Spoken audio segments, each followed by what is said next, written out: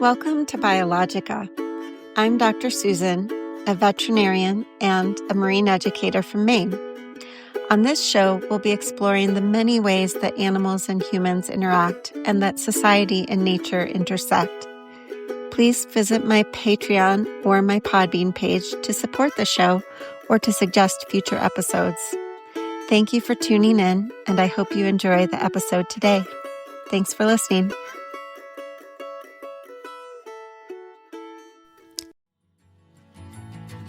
The Colorado Rocky Mountain High, I've seen it rain and fire in the sky. The shadow from the starlight is softer than a lullaby. Rocky Mountain High, Colorado, Rocky Mountain High.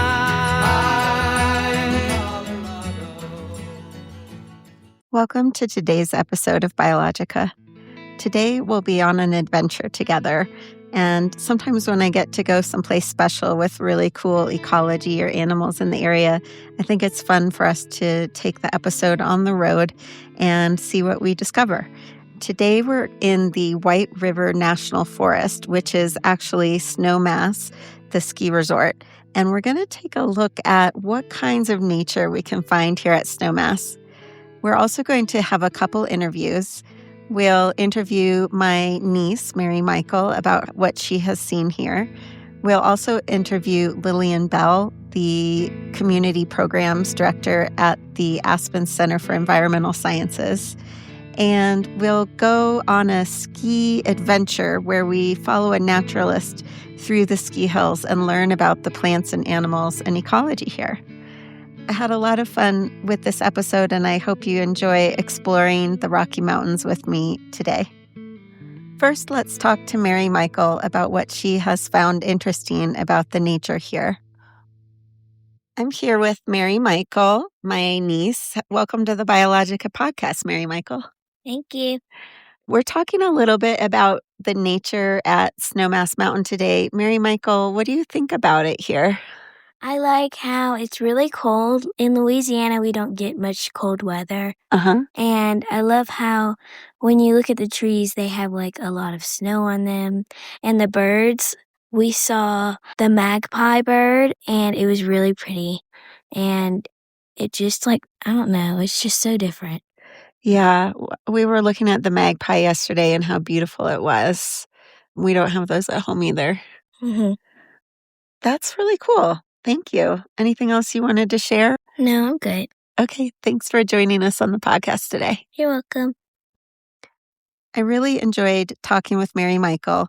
Thank you, Mary Michael. And in honor of you doing an interview, I'm going to play the song that you liked, which had the cat on the album cover by Billy Bragg and Wilco.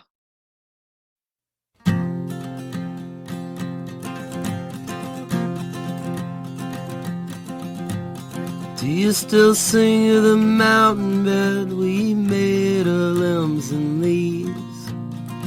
Do you still sigh there near the sky where the holly berry bleeds? You laughed as I covered you over with leaves, express hips and thighs. You smiled when I said the leaves were just the color of your eyes.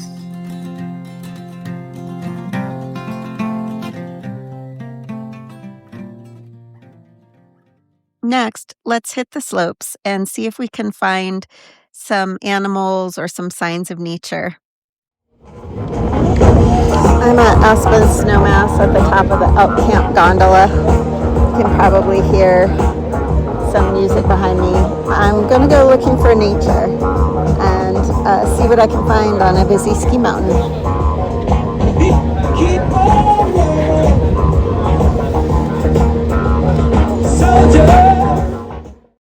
I'm on the Elk Camp lift looking for nature. Actually, the lift just had a trivia question. What's the Colorado state flower? And Kyle and I, from a multiple choice list, are both guessing blue comet. We're going to find out on a nature tour. it might be windy in the background, but we're up here looking for nature. Kyle, you seen any cool nature here? Yeah, I've seen like the slope is covered with these weird animals. They're covering themselves with all kinds of materials, Insect-like goggles. flying down. Yeah, that is a very weird animal behavior. Anything else? I actually haven't seen any animals. I'll sign off and see what we see on the nature tour. Thanks, Kyle.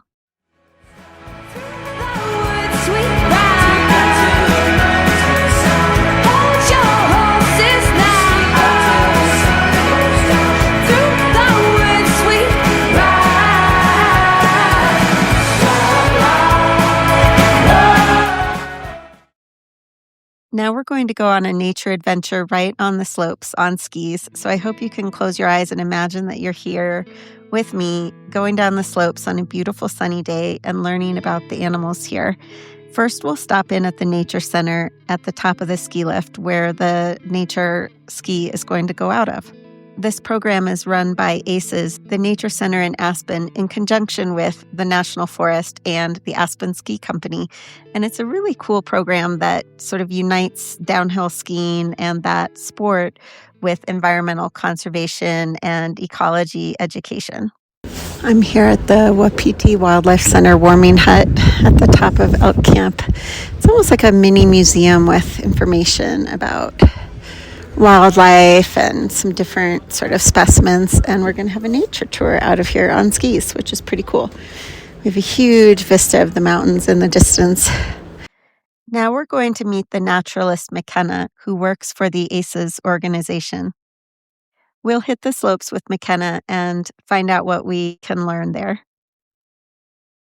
The spiral kind of the oldest, right? Yeah, so hidden underneath the bark of many of these trees is this sort of spiral pattern to the woods. And that is really helpful when they are growing in a climate like this one. So we are in the subalpine. If you take some of the lifts that go into the higher terrain, you'll be into the alpine zone. And so up there, you can have really intense snowstorms. You can have really intense windstorms. And the trees need to be able to withstand these things. And so they grow in this spiral pattern. And that strengthens the grain of the wood against the forces of these really strong wind gusts. In the subalpine, we have conifers mainly, or evergreen trees. So these are trees that don't lose their leaves or their needles, in this case, throughout the winter. They're so tall, like, compared to what we have in Maine. They seem a lot taller. Yeah. Pretty dramatic. Do wildlife make use of these dead trees that are here? Yeah, definitely. So it looks like something kind of bored some holes in that. If I had to guess, that would be woodpecker activity. Okay. The woodpeckers are mainly going for insects that are there, and they're also cavity nesters, as are many Colorado's birds, where they're using their bills to either create the cavities or they're using the cavities previously created by other birds and nesting in there in the spring where they're raising their young with protection from predators and the harsh elements. That's really cool. Yeah, so you can see that they really do make use of the dead trees as well as the alive ones. It almost glows. It's like such a really cool color. I know. It's like this rich amber color. It's really beautiful. And I love how much variation there is. Yeah. Like when you really start to take a look at it, it's like, oh, this isn't just a brown tree. It has more red parts and it has really deep brown and it has sort of that golden color as well. Yeah. Yeah. It's really cool. Cool. Awesome. All right. So we'll continue down. Okay. I'll kind of stop. Okay. Periodically, just so we can survey the area. So, okay, that sounds good. I may pause for a leg rest every now and then. Keep looking for you.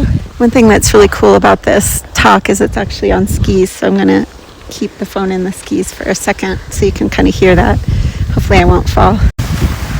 Just taking some turns on the mountain here.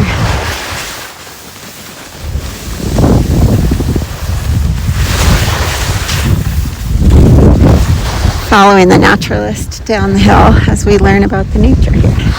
So we're stopped here, a little bit farther down the slope. So I want to talk a little bit about the current animals that are using this area. One of them being one of my favorites, and this is the lynx. Cool. And so this is a wild cat here in Colorado. It looks pretty similar to a bobcat. I don't know if y'all get them up in Maine at all. I But think we get bobcat more. Maybe lynx is like pretty super wet. rare. Yeah. Okay. I'll look that up. And so they have these little tuffets that make them easily identifiable. But the biggest thing that you can use to identify them is their really, really massive paws. Those are And huge. so they're these huge paws that kind of act as snowshoes and enable them to move across snowy landscapes really easily. It's funny because they almost look like snowshoe hare feet. Yeah, they do. It's wild. actually funny that you mentioned that because they rely really heavily on the snowshoe hare. Oh. And so the lynx and the snowshoe hare have really co-evolved the predator and prey of each other. That's really cool. And they both have these really big feet that are disproportional to the size of their body. And that enables them to distribute their weight more evenly across the snow so that they don't sink. Wow. And so wild. That foot's like as big as the head. I know, isn't that It's crazy? I love this picture. Yeah. It looks like it's like showing off its Yeah. and it's such like cat behavior. I know. It's like that what our cats at home do, right? And so here at Snowmass, it's really great because actually on this property is a lynx conservation habitat. And so there's specifically designated area that borders right next to the ski run. Oh, cool. The ski resort. Mm-hmm. And it's closed off to people. It's if you hike up to Longshot, you might see some signs about it. But it's so that the habitat stays high quality for the snowshoe hares, which then attracts the lynx to come in and hunt those snowshoe hares. And so they have a really unique population trend where the population of the snowshoe hare is directly correlated to the population of the lynx. And in population years that are really good for the snowshoe hare, you'll see higher instances of lynx kittens being born. You'll see more individuals in the population overall, and you'll see better success in surviving the harsh winters. And so these guys have a pretty unique conservation history. We weren't always so lucky to have them because in the 18 and 1900s, as expansion was happening here in the United States, there became a big turn to predator extermination here. As people were bringing domestic animals that they didn't want hunted, they started exterminating all the predators here. In addition to the fact that the lynx has really high quality fur that makes it really attractive to trappers, that combination of hunting them because they're predators and the trapping led to really, really big decline in their numbers. And so in 1999, Colorado Parks and Wildlife realized that they were only about 1 to 2 individuals left in the population in the state, which is not good because it has a really low instance of genetic diversity. And so the individuals that are related can interbreed, and then that causes a lot of birth defects and disease. And so they wanted to bring in some new genes and some new animals to try to revitalize the population. So they brought some in from Canada, and they were able to successfully integrate them into the Colorado ecosystem. And now we have about 80 to 100 lynx here in the state of Colorado, which is a pretty healthy population number. They're pretty elusive cats, so it's hard to get an exact number. Yeah.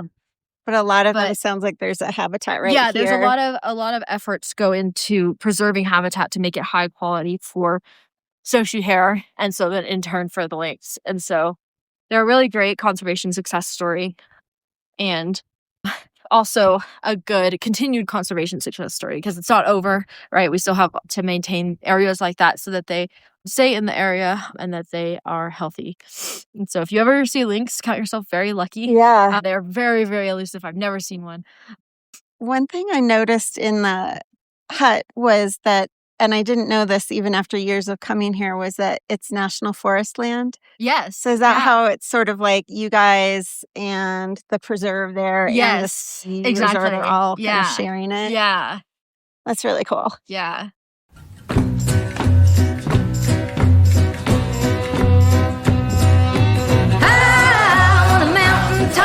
We live, we love, and we laugh a lot. Folks up here know what they got. High on a mountain top, high on a mountain top. The rest of the world's like a little bitty spot. I ain't coming down, no, never, I'm not. High on a mountain top, high on a mountain top. Let's check out the Aspen Center for Environmental Studies. And for this, I took a trip into Aspen itself, to the Nature Center there, and met with Lillian Bell, the program director.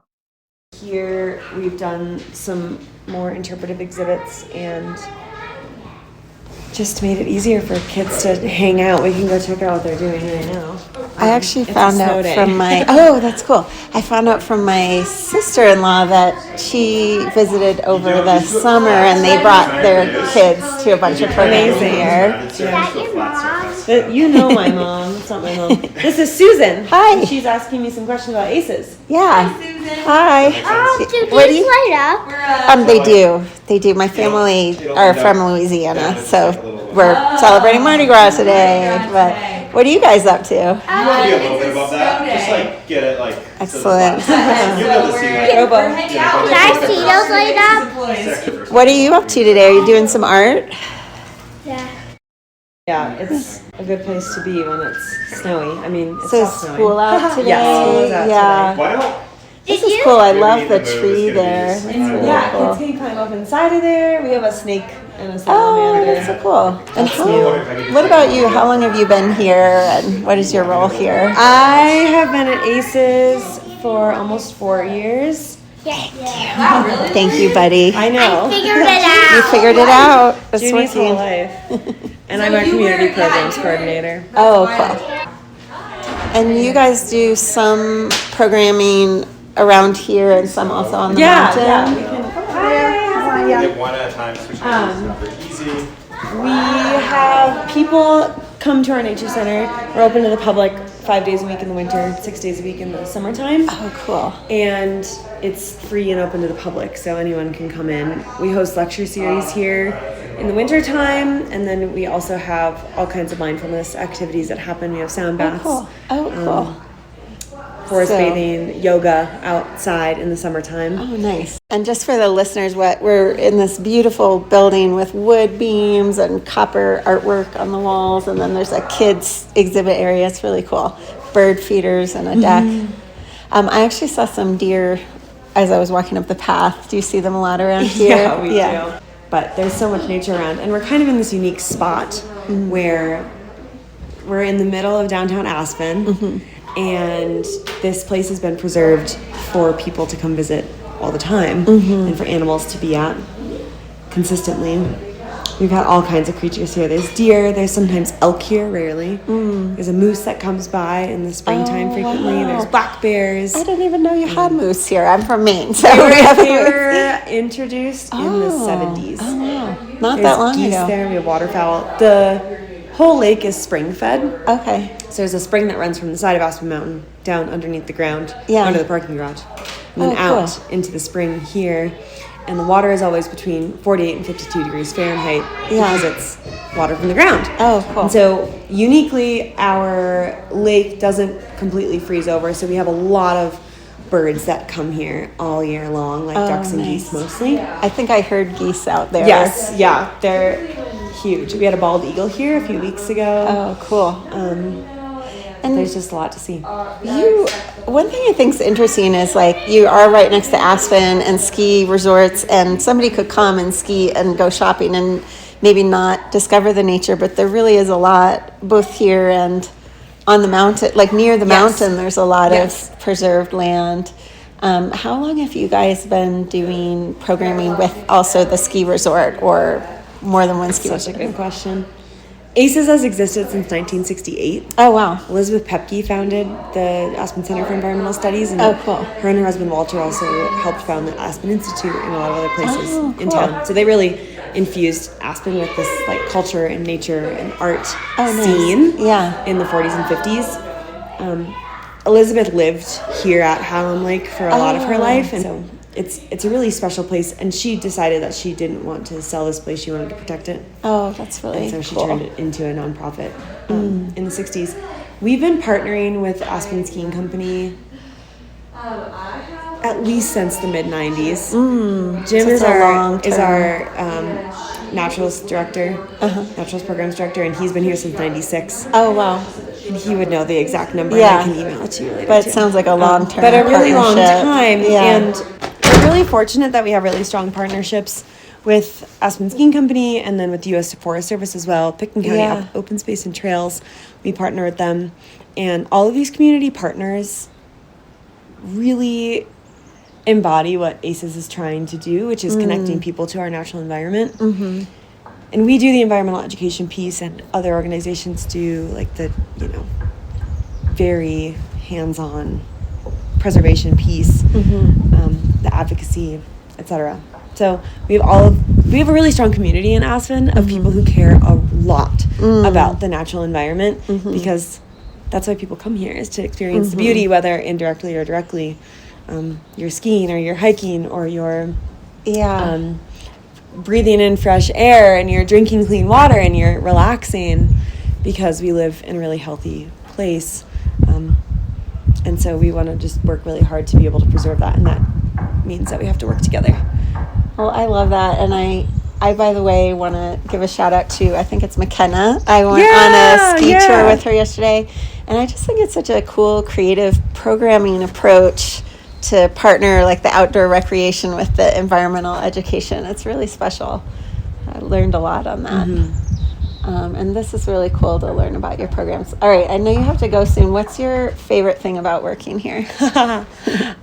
The people that work here are amazing and passionate and kind, and are very driven to make a change in the world. I wouldn't trade it for most things. That's amazing. It's a really cool place to be. And I just love living in this place. It's so magical to be up in the mountains in the summertime and seeing the wildflowers, and to be here in the winter and be able to ski, and just be in community most of the time is super fortunate. That's really cool. I'm so glad I came to see your center. It's gorgeous, and thank you for all the work you're doing, and thanks for joining us on the podcast. I will share the website and info and about everything you're doing. If you can, you should go for a walk. Oh, I will. So that's if a great you idea. head around the fence and go out, and you just go out, you'll see the lake, and then you'll come.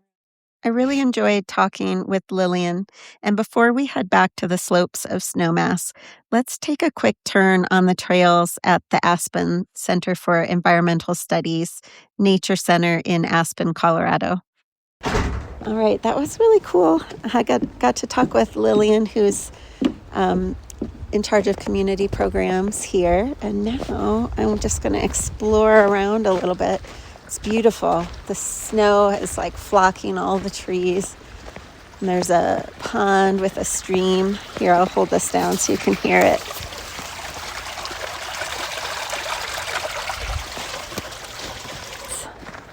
But there's a lot of bird activity here. You can probably hear my boots in the snow.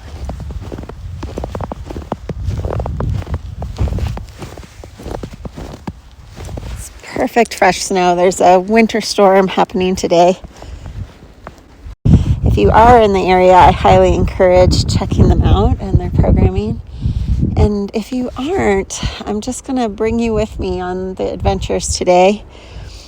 And also encourage you, if you're out skiing or out like an outdoor recreation place, to check out and see if there's a nature center or nature programming, because sometimes there's one right under your nose, and if you look for it, there's something special to learn there.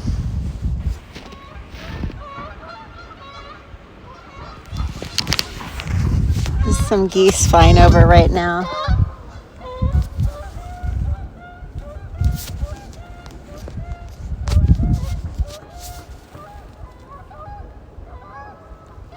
Wow, they're circling and flying right over.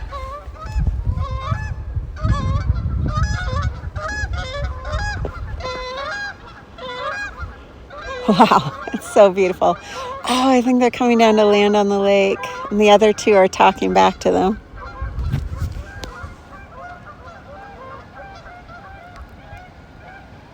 Yep, they just landed on the lake at the nature preserve here.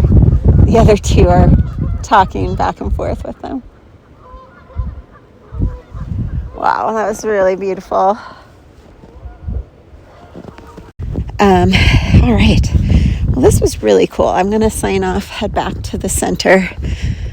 But what a special visit. Loved this. And the mountain's gonna sing this song for me. Whoa, the mountain's gonna sing this song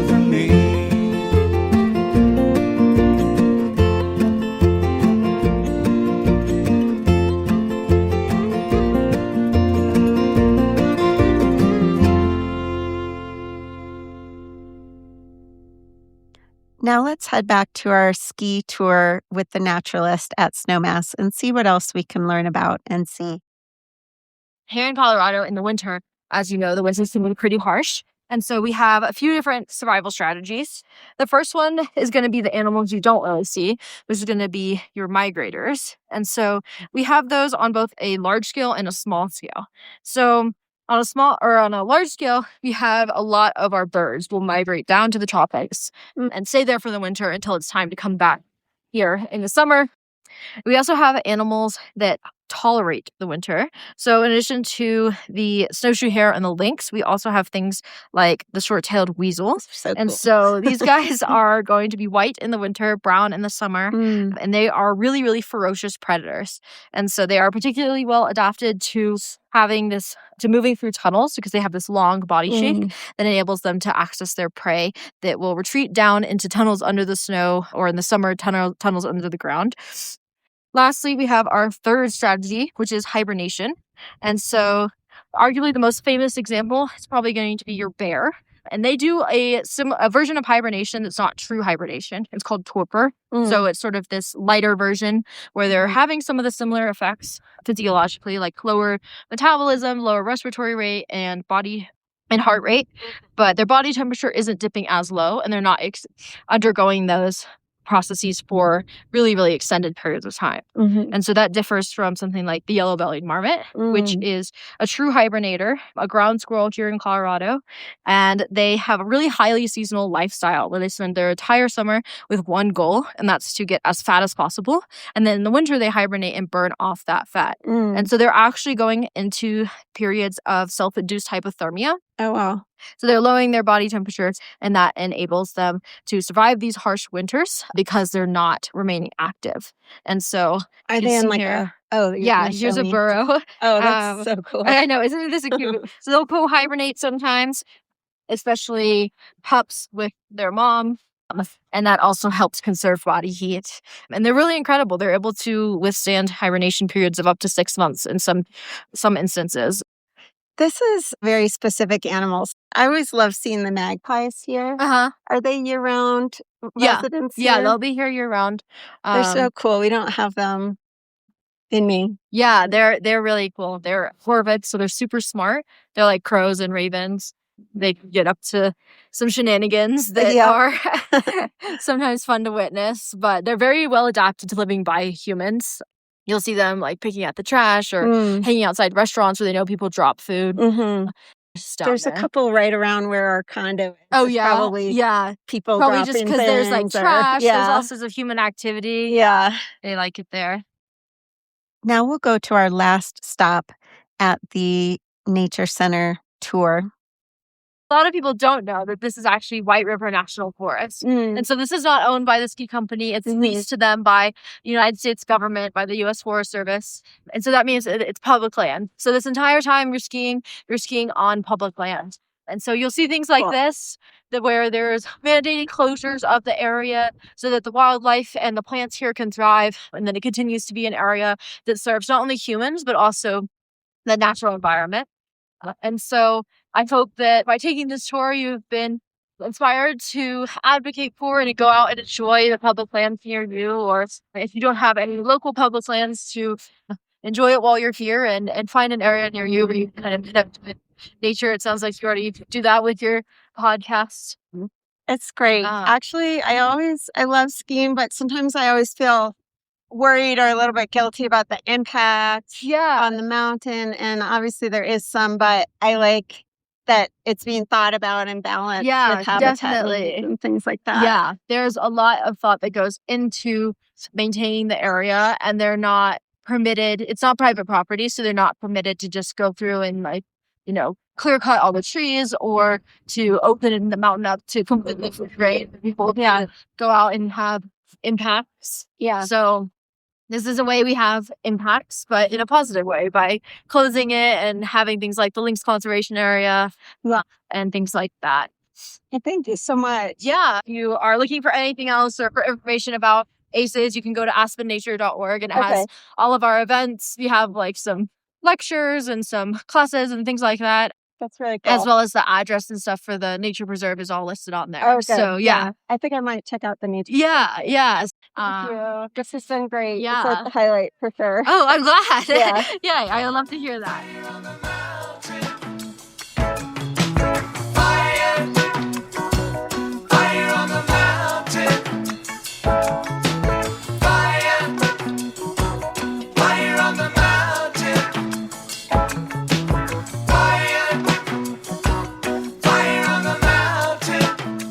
Let's take a moment to look at a study or two about the relationship between ski resorts and wildlife in the mountains.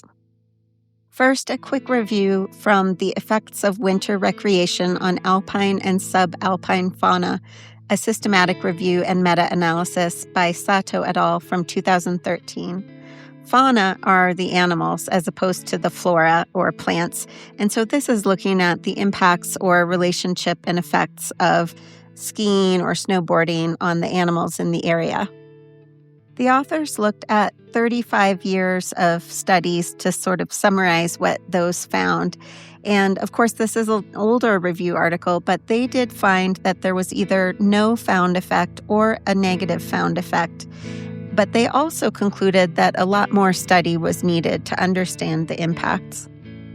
Second, let's look at a study called If We Really Disturbed Them, They Would Leave, quote, Mountain Sports Participants and Wildlife Disturbance in the Northern French Alps by Gruas et al. In 2023. And this is a recent study looking at people's attitudes and how much they understand about or perceive when they disturb wildlife. For example, a bird running away or a mammal running away if they pass it on skis or a snowboard. The authors talk about how sport, tourism, and active leisure activities in natural areas are growing. Hiking and skiing and even backcountry skiing are becoming more and more popular. And so they looked at what people perceive or understand about their impacts on wildlife. Some of the things they found were that if they actually saw an animal running away, they understood it more. And also, if they had some education about the topic, they might understand it more. One thing I think is really interesting is what they concluded about the management implications. Some of the management implications they found were that by using photos and videos of fleeing or disturbed wildlife, they could appeal to participants or visitors to sort of understand and avoid impacts on them. They also said that targeting participants depending on their level or involvement in the activity was important. And finally, I think this is really interesting. They recommend reinforcement of mountain professionals with training, and so basically providing biodiversity and ecology training about mountain ecosystems to the mountain guides, the ski instructors, etc. And this kind of reminds me about the program that ACES has here, where it's collaborating with Aspen Ski Company to help educate skiers and people right on the mountain about the area ecosystem. And I think it's really a cool step in the right direction in terms of pairing conservation and education with these recreational activities. While it's inevitable that they have some impact, it can be mitigated both through creating some carved out spaces for habitats in key areas like breeding grounds, such as we saw. And also, it can be sort of helped and mitigated by educating people who visit the area, such as the way ACES is doing.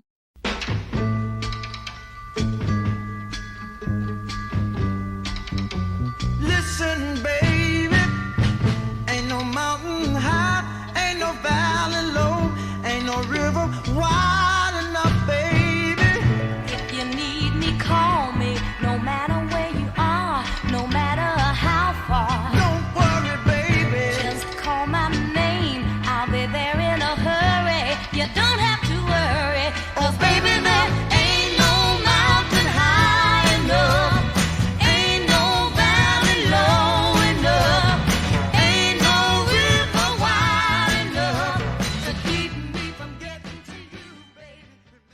Thank you so much to McKenna for leading us on a naturalist ski tour of Snowmass Mountain and the elk camp area.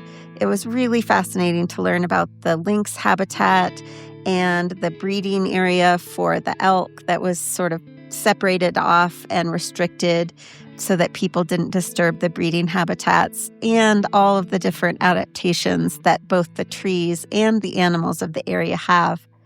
I wanted to thank McKenna, our guide, and also Lillian from the Aspen Center for Environmental Studies.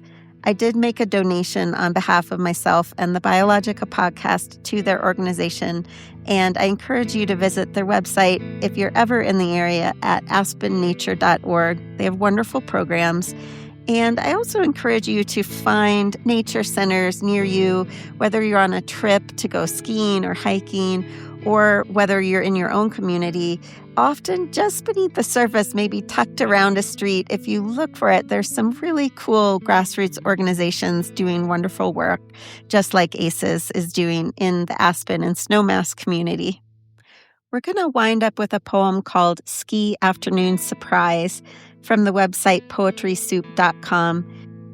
Spring was coming early. The call was heard for squeezing in one extra outdoor outing. So we loaded up our skis, boots, and gear. It was minus 10 Celsius and sunny. Swooshing and gliding through the snow, soaking in those awesome sun rays, warm enough to wrap our coats around our waist. When clouds rolled in and it got cooler, we threw back on that extra layer. The scenery was breathtakingly spectacular. Suddenly, we turned a corner, coming across a bush the size of a wall. It was surreal, filled with plump, fluffy birds, rosy-breasted feather balls, frozen in their spot like spectators at a slow-motion Olympic event. They watched our procession, unimpressed. So may the sun rise, bring hope where it once was forgotten. Suns are like birds flying always over the mountain.